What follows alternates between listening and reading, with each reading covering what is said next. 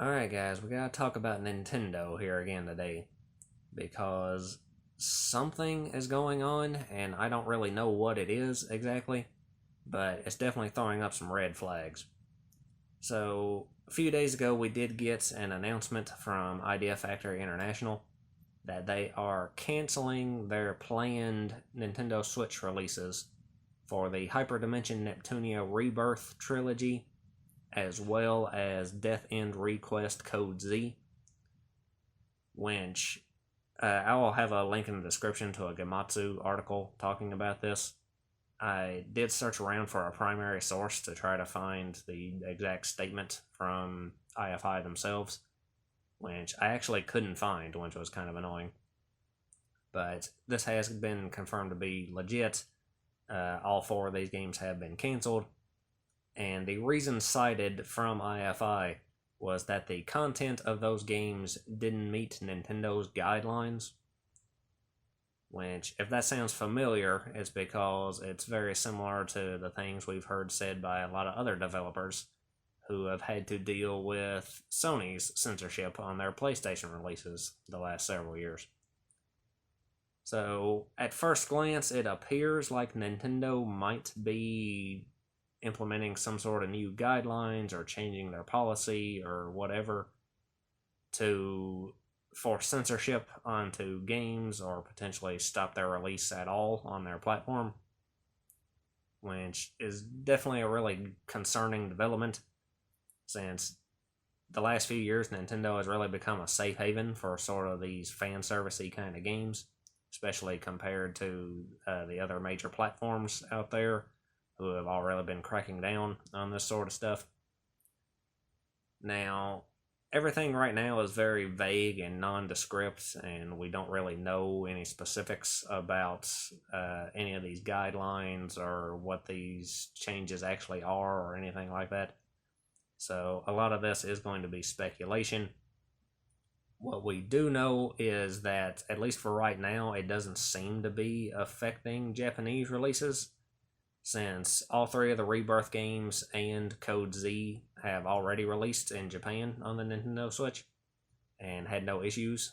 This is only affecting their Western releases in both North America and Europe, I believe. So, at least for now, it seems like Japan is safe, but of course that could potentially change in the future, depending on what the reasoning behind this is. Now, if they're citing the content of the games as an issue, the content of these games, yes, there's some fan service in them, but I don't think it's anything particularly more egregious than any other random fan servicey game that's available on Switch. The Rebirth trilogy is already out on Vita and PC worldwide, and those games are just rated teen. So, there's not even anything bad enough in it to force an M rating. So, I don't see why they would suddenly have a huge problem with those games. There's other games from the Neptunia series already on Switch. They actually have a game coming out from that series next month that's getting a multi-platform release, including on Switch. And at least for now, it seems like that's going forward without any issues. So it's just these particular Neptunia games for some reason and not the entire series in general. So that's very odd. Hey guys, Current Me here, cutting in real fast to interrupt past me.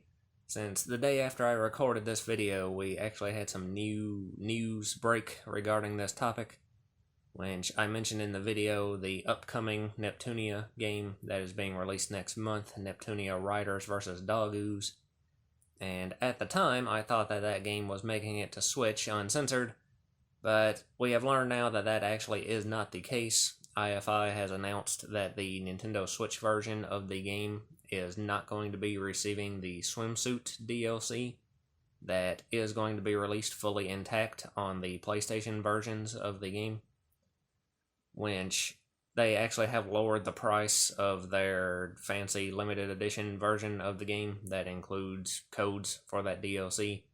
They lowered the price of the Switch version slightly by about $3 to make up for the fact that Switch players are going to be getting less content, Which they do have a picture. I know it's super small, so you can't see it real well, but we do have a look at those swimsuits, and they're not even that skimpy or anything.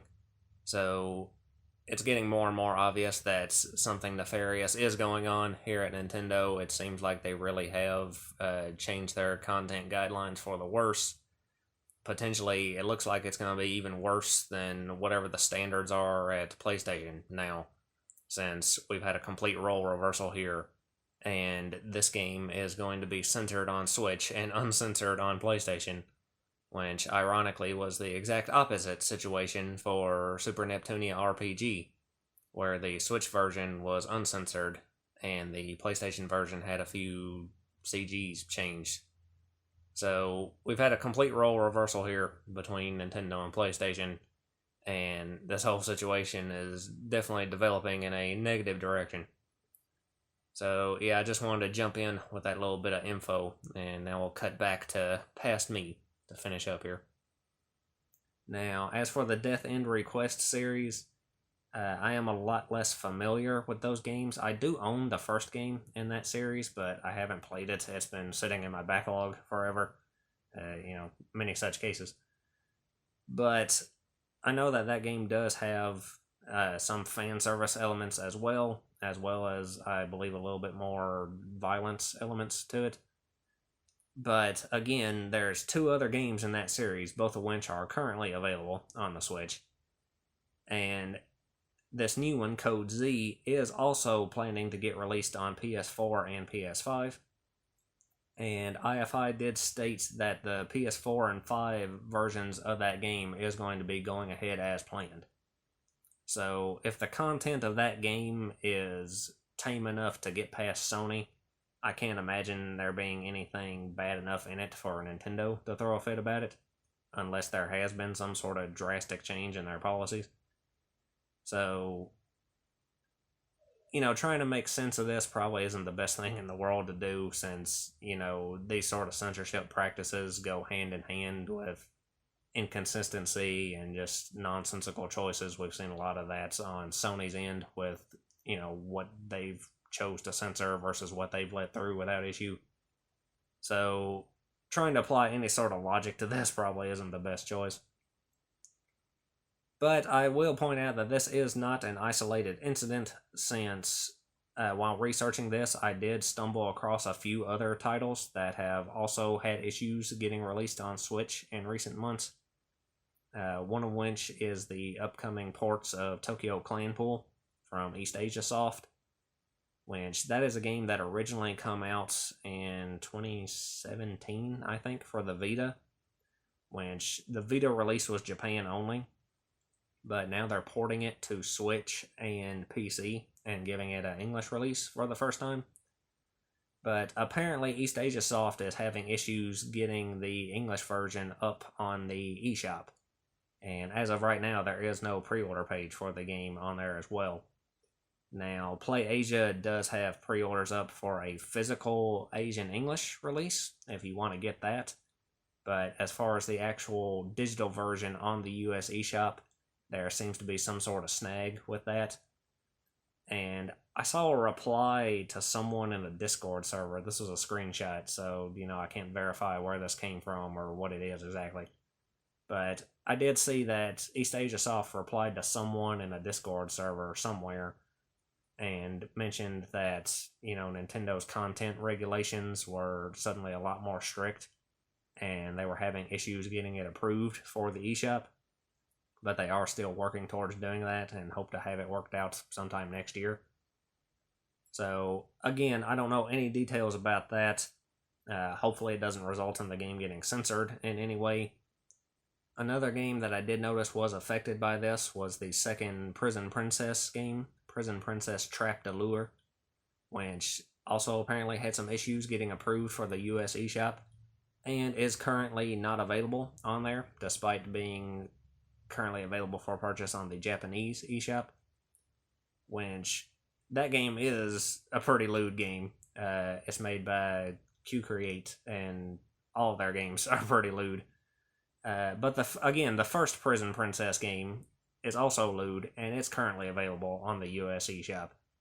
So, again, there's some sort of inconsistency being applied here.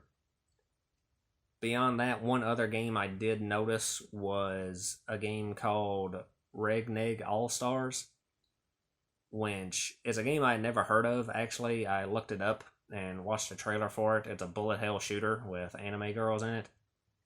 So I don't really have much knowledge on that game. I don't know exactly, how far they go with any of their lewd content or anything in that game. But based on the trailer, nothing really jumped out at me for it to be, some huge problem or anything either.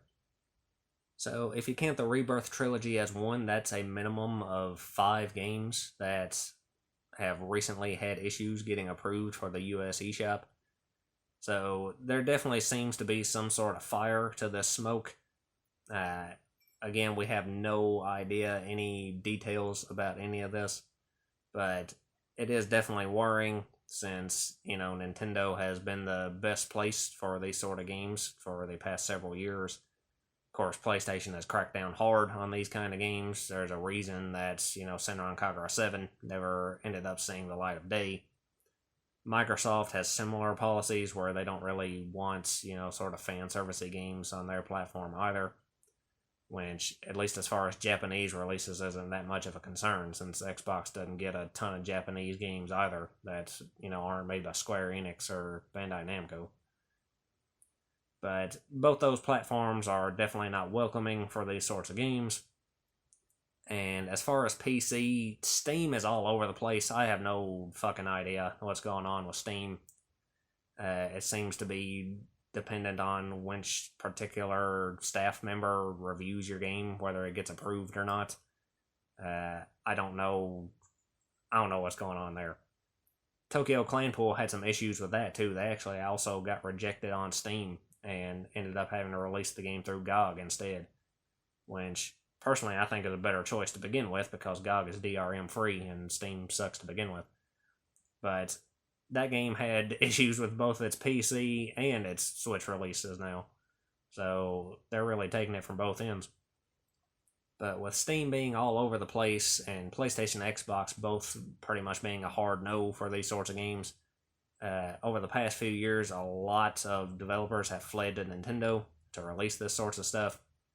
There is a ton of lewd fanservicey games on Switch, several with a lot more risque content than what's in Neptunia or what's in Death End Request. For fuck's sake, the fucking Genkai Toki series is on Switch and has no problems, isn't censored. There's some games with some actual nudity in them. Things like Kralko Block Knockers, or a few other titles from Funbox Media. So if Nintendo is changing their policies, this could potentially be a huge blow. Now, as for the reason why they would be doing such a thing, again, we have no real hard facts to go off of. I think there's a lot of potential reasons that could be behind this. I think one of the most likely ones could potentially be maybe payment processing involved, since I know Visa and MasterCard have been cracking down on this sorts of content, especially in Japan. I know Pixiv and sites like that have had some issues with it as well. So maybe they're throwing some kind of bitch fit and Nintendo is trying to, appease them. Although if that was the case, I feel like it would be affecting their Japanese releases as well, which going forward it could start. We'll have to monitor the situation. But beyond that, since it is currently at least only affecting Western markets, I think there very much could be, a ideological reason behind this. We've seen this a lot with, the West Coast based companies, which Nintendo of America is based out of Seattle. So it could just be, another instance of, leftism, wokeness, whatever you want to call it, creeping in and causing problems. I've seen some people also speculate that this is just Nintendo, upping their restrictions since, after the Wii U, they were desperate to get third-party support back. And now that the Switch has been the monumental success that it has been, maybe they're sort of pulling the ladder up behind them and, being more willing to turn people away.